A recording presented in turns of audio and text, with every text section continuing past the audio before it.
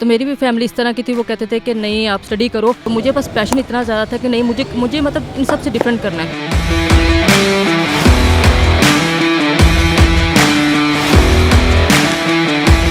तो मैं हूं जवेरिया खान और आप देख रहे हैं एमरा स्पोर्ट्स। और आज हमारे साथ वो ख़वातीन क्रिकेटर मौजूद हैं जिन्होंने अपनी टैलेंट और मेहनत की वजह से पाकिस्तान को रिप्रेजेंट किया। उनके रास्ते में बहुत से स्ट्रगल्स, बहुत से हर्डल्स आए, लेकिन उन्होंने उसको पार किया और पाकिस्तान को इंटरनेशनली रिप्रेजेंट किया और बहुत आला परफॉर्मेंस दी पाकिस्तान के लिए। तो आइए चलते हैं, बात करते हैं सबा नज़ीर से।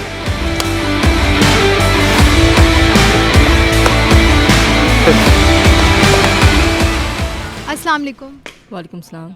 तो सबा बताइएगा, आप लोगों के लिए इतनी इंस्पिरेशन है, तो आपकी लाइफ में कौन इंस्पिरेशन है, किसको देख के आपको मोटिवेशन मिलती थी? मुझे जो इंस्पिरेशन मिलती थी वो मेरा जो आइडल था वो विराट कोहली था। जैसे मैं उनको देखती थी, जैसे उनका पैशन था, तो मैंने किसी और प्लेयर में इतना पैशन देखा जिस तरह उन्होंने मतलब अपनी फादर डेथ के बाद भी जिस तरह उन्होंने मतलब अपनी गेम जारी रखी। और मुझे उनको देख के मतलब इंस्पिरेशन भी मिलती थी। और जैसे मैं उनको देखती थी उनकी गेम में, मैं उनकी तरह बनना चाहती थी कि मैं बैटिंग करूँ तो मैं विराट कोहली जैसी करूँ। क्या क्या स्ट्रगल्स फेस की आपने अपनी इस जर्नी में?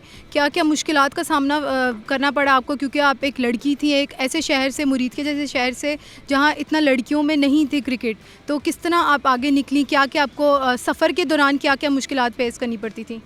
जैसे मैंने स्टार्ट किया था अपना, तो जैसे आपको पता हमारी सोसाइटी है तो घर से परमिशन नहीं मिलती। तो मेरे पेरेंट्स वो परमिशन दे रहे थे, वो कहते थे कि आप स्टडी कर लो, जॉब करो। लेकिन क्रिकेट हमारी स्पोर्ट्स फील्ड ऐसी है कि अगर कोई लड़की घर से निकलती भी है जॉब के लिए तो उसको बड़ा मुश्किल है। अगर वो स्पोर्ट्स फील्ड तो बहुत दूर की बात है, क्योंकि हमारे जिस तरह की सोसाइटी में हमारी स्पोर्ट्स या गेम्स वगैरह को अच्छा नहीं समझा जाता। तो मेरी भी फैमिली इस तरह की थी, वो कहते थे कि नहीं आप स्टडी करो।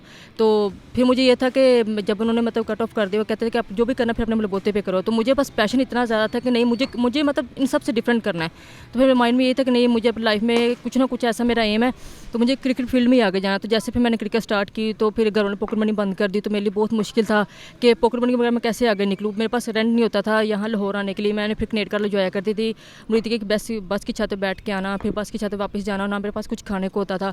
तो वो पीरियड मेरा इतना टफ है कि शायद मैं वो चीज़ बयान ना कर सकूँ वर्ड्स में, जिस तरह मैंने अपने टफ हालात देखे। उसके बाद घर वालों को पता नहीं था कि मैं बाहर क्या हालात फेस कर रही हूँ क्या नहीं। अब मुझे बस ये था कि मैंने जो भी करना है अपने बलबूते पे करना है। और मुझे मतलब घर वाले पॉकेट मनी तो नहीं दे रही थी, लेकिन मैं घर जाकर बताती भी नहीं थी कि मेरे साथ बाहर क्या हो रहा है क्या नहीं, किसी को नहीं पता था। मैंने कटिंग करवाई और सिर्फ इसलिए करवाई थी कि मेरे पास रेंट नहीं होता था यहाँ आने जाने के लिए। तो मेरे लिए लाइफ में बहुत ज़्यादा स्ट्रगल रही है, इतनी ज़्यादा कि मतलब कोई लड़की शायद तसव्वुर भी नहीं कर सकती कि जिस तरह के मैंने हालात देखे होंगे। तो अल्लाह का शुक्र, फिर उसके बाद अल्लाह ने मुझे रिवॉर्ड दिया।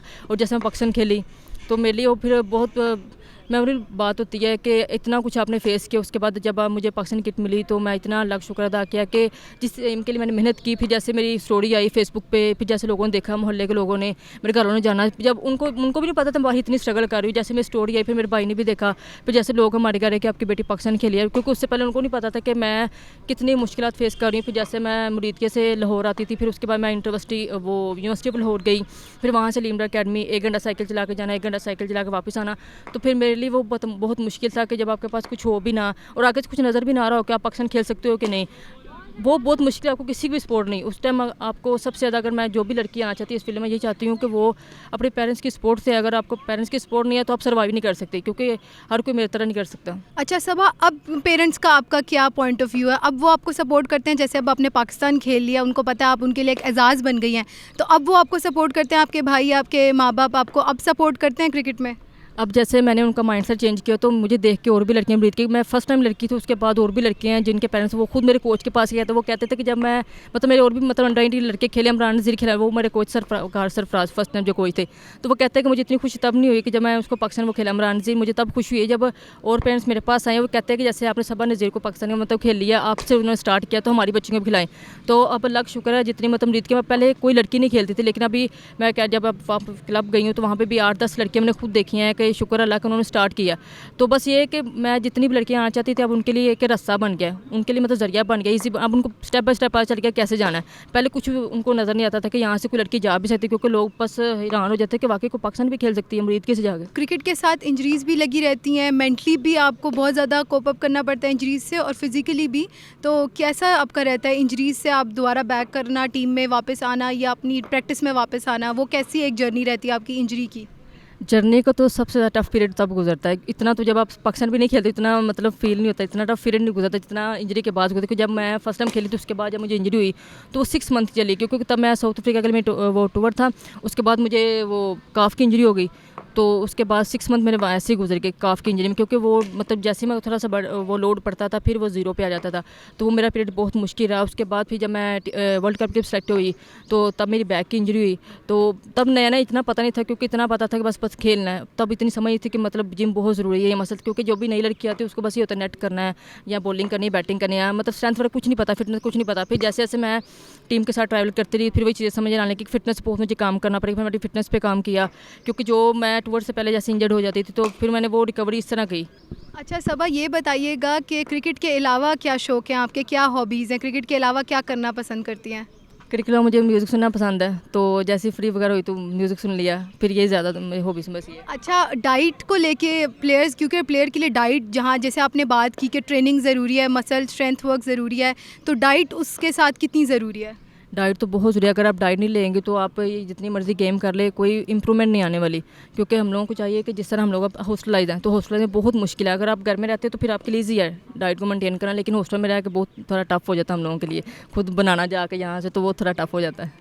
अच्छा, कोई अपनी ऐसी परफॉर्मेंस शेयर करना चाहेंगी जो आपकी सबसे मेमोरेबल परफॉर्मेंस रही है इंटरनेशनल में, नेशनल क्रिकेट में, कोई ऐसी परफॉर्मेंस जो आपकी सबसे यादगार रही है? नेशनल में जो मेरी थी वो फर्स्ट टाइम थी PCB 11 में, क्योंकि जब मेरा उसमें नाम आया था तो क्योंकि उसमें मेरा नाम ही नहीं था और मैं वो लड़की थी जिसका टीम में नाम भी नहीं था, और वो जाके वहाँ पे बेस्ट बॉलर बनी है और प्लेयर तो मैच बनी है तीनों मैचेस में, तो वहाँ से मुझे पाकिस्तान टीम के लिए सेलेक्ट किया गया। और फर्स्ट टाइम जब टूर था वो दुबई के लिए था, तब मेरा डेब्यू नहीं हुआ था, तो जैसे मुझे फर्स्ट टाइम किट मिली तो मैं इतना अलग शुक्र अदा किया कि सारी रात मुझे खुशी से नींद नहीं आई थी। जब मैंने फर्स्ट टाइम किट पढ़ी मैं किट पहन के सो गई थी, तो उसी में फिर अलग शुक्र नमाज़ पढ़ी। और फर्स्ट टाइम मेरा ये मुझे कभी भी वो लम्हा मुझे नहीं भूलता जब मुझे पाकिस्तान किट मिली थी।